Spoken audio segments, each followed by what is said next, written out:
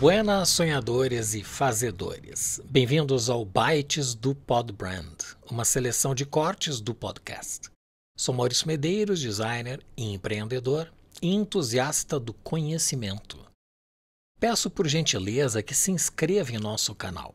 O objetivo do Podbrand é ajudar as pessoas a alcançarem sua melhor versão. Nesta série com 5 capítulos, reunimos bytes dos 25 convidados da primeira temporada. E neste vídeo temos as respostas da pergunta do Pinga Fogo. Quais são as virtudes do empreendedor de sucesso? Se inspire nas respostas e reflita sobre a sua. Olha, Maurício, depois de 15 anos de negócio, eu acho que a principal das virtudes é a resiliência. E a capacidade de reinvenção. Você ter um negócio no Brasil durante 15 anos, você tem que ser muito resiliente, você tem que ser muito forte e você tem que ter uma capacidade muito grande de se reinventar. Porque eu em 15 anos passei por vários Brasis diferentes, por vários momentos diferentes.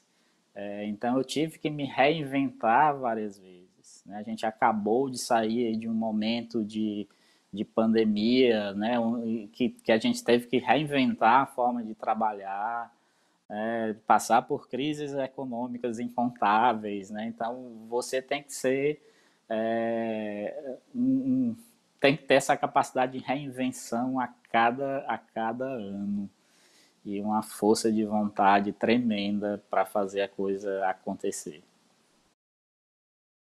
Sabe qual é a primeira? Saber que ele é empreendedor. Eu acho que muita gente se aventura a ser um empreendedor sem ter nem ideia se ele é capaz de ser um empreendedor, tá? Então, vou te dar um exemplo, né? Um executivo de empresa não tem perfil exatamente de um empreendedor, né? E muitas vezes, as pessoas, às vezes, por circunstâncias, viram empreendedor. Então, assim, a chance de dar errado é enorme, tá? Assim, é muito grande, né? Então, empreendedor tem algumas características muito específicas, né? Que fazem dele, assim, um cidadão único, né? A primeira delas, tá? Eu acho que eu não conheci nenhum empreendedor que não seja humilde, tá? O humble, né? Cara, assim, primeiro, né? Você está construindo uma coisa do zero. Você não é CEO de uma empresa. Você está construindo do zero. Você vai, enfim, quer dizer, você vai ter que, no fundo, aprender muito nesse mundo novo para você poder, enfim, quer dizer, conseguir ter sucesso, né?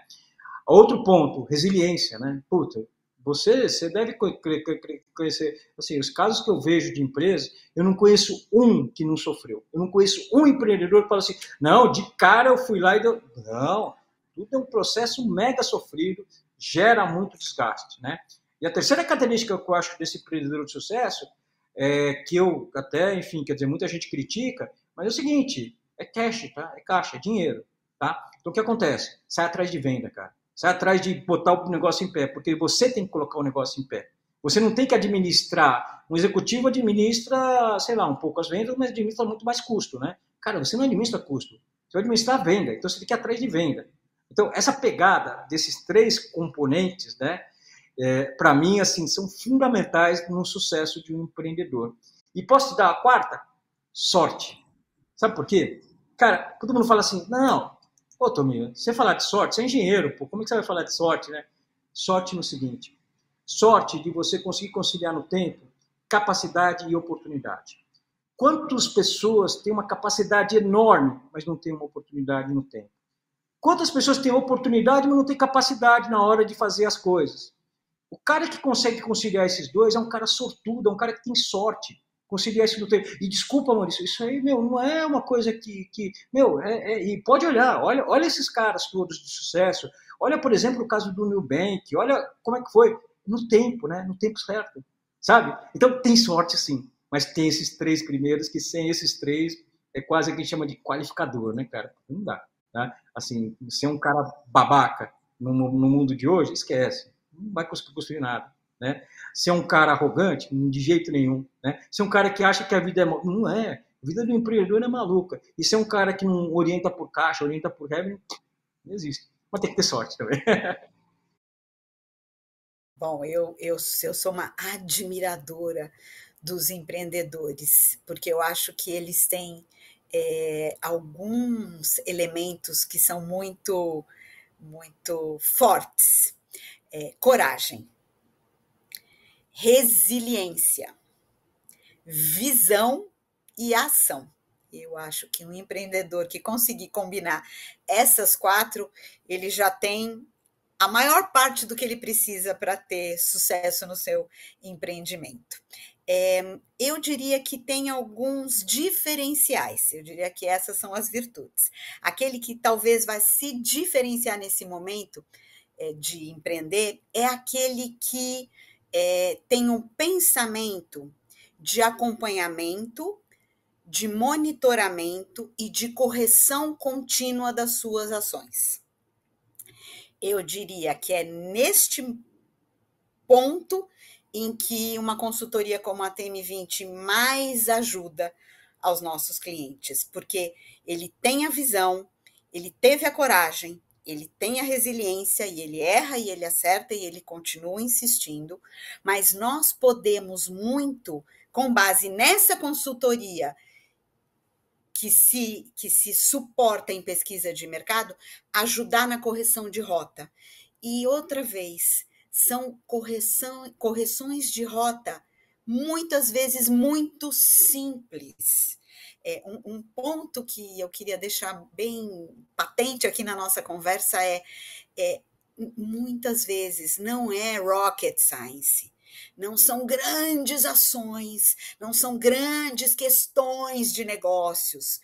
São questões de negócios que, se forem corrigidas cirurgicamente, mantém aquele negócio de pé.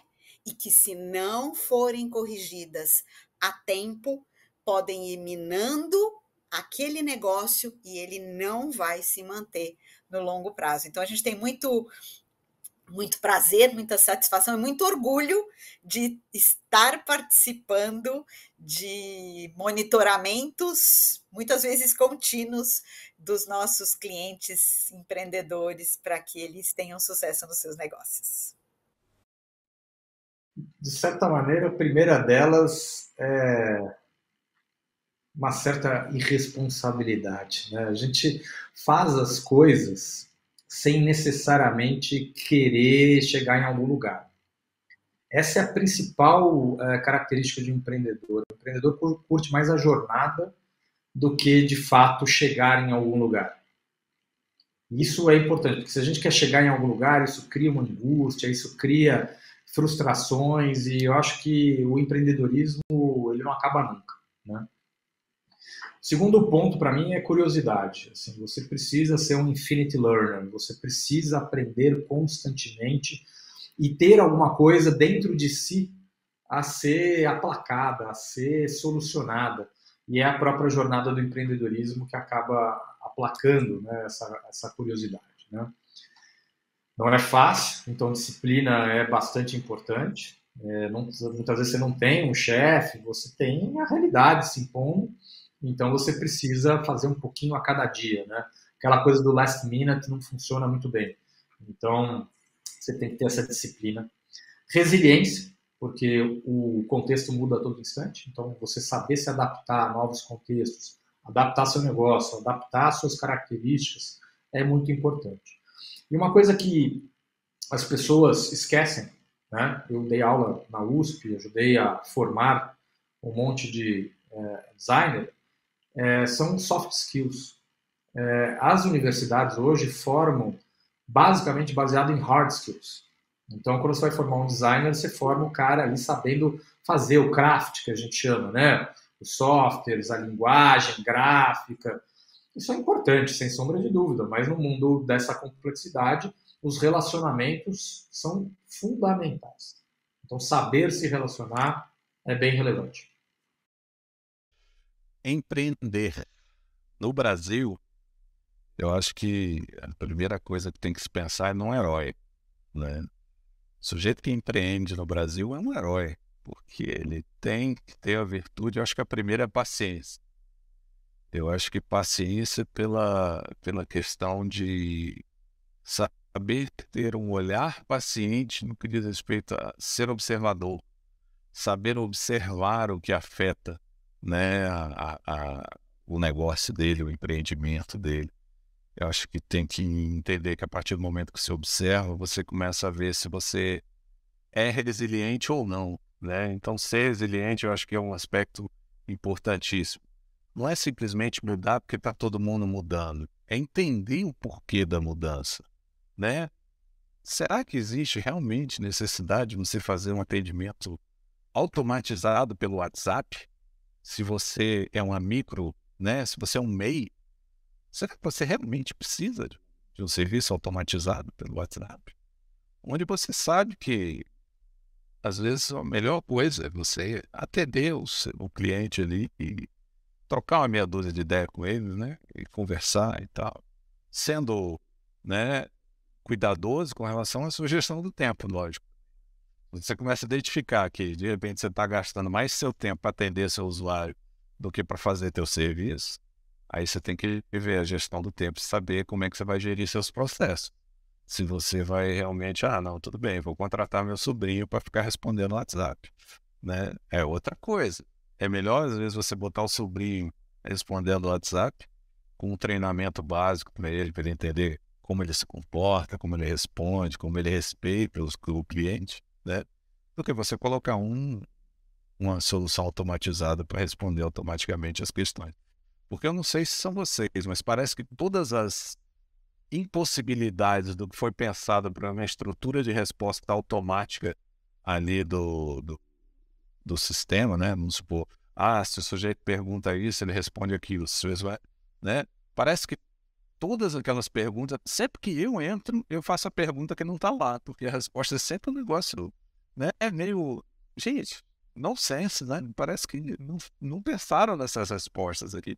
Ou o caso que eu tenho ainda não foi mapeado pela empresa como uma provável demanda do usuário, né? Então, por isso que o ser humano ainda é melhor, mesmo os que têm atendimento pessoal, tem que entender que o script desse atendente não pode ser o mesmo script de um WhatsApp automatizado. Tem que entender que, olha, se o sujeito tem uma demanda, algum motivo há, né? Tem casos aqui marcantes do que diz respeito a ouvir o usuário, é o caso da Toyota, não sei se você conhece, Maurício, mas a Toyota revolucionou a questão do atendimento do usuário a partir do momento que uma cliente estava tendo problema com o carro dela ao parar num drive-thru. E aí você vai ver, passou por uma longa corrente, né,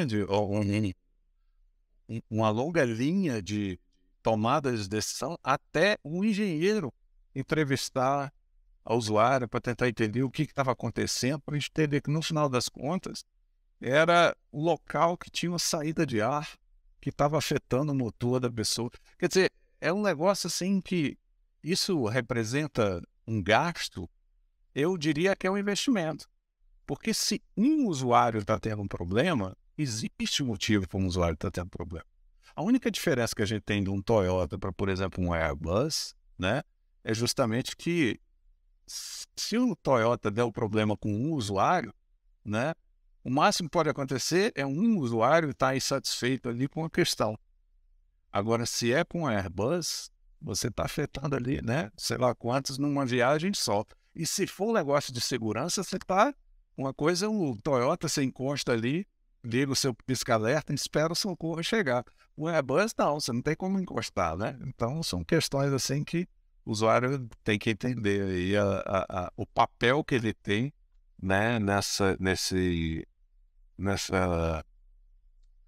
questão de entender toda essa evolução dos processos e como ele é parte integrante desses processos.